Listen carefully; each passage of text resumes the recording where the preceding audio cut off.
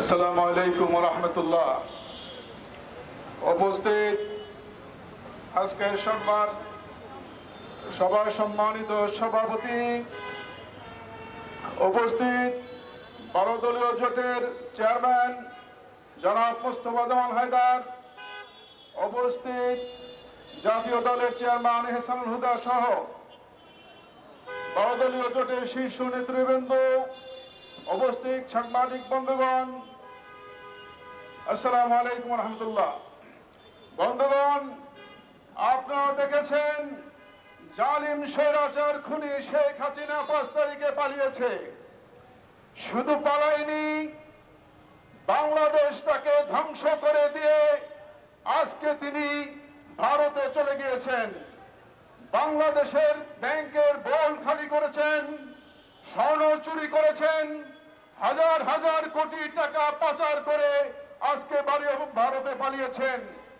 এবং তার একজন মন্ত্রী ছিলেন, তিনি বলেছিলেন বাংলাদেশের সাথে ভারতের সাথে স্বামী স্ত্রীর সম্পর্ক। আমি বলতে চাই, একটা দেশের সাথে আর একটা দেশের কোনদিন স্বামী স্ত্রীর সম্পর্ক হতে পারে না।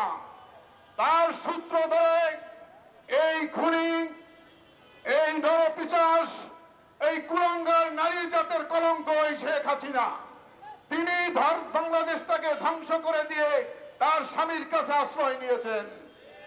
আমি বলবো, আপনি এখনো সতর্ক হয়ে যান।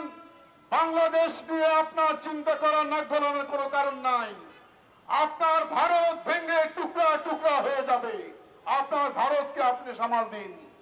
আমি বলবো, আপনি এখনো চিন্তা করেন। 5 তারিখের গণঅভ্যুত্থান দেখেছেন, এদেশের মানুষ রক্ত দিতে জানে, এদেশের মানুষ জীবন দিতে জানে।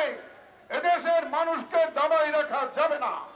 প্রয়োজনে বাংলাদেশের স্বাধীনতার সার্বভৌমত্বকে টিকাই রাখার জন্য বাংলাদেশের 18 কোটি জনগণ আবার রাস্তায় নামতে বাধ্য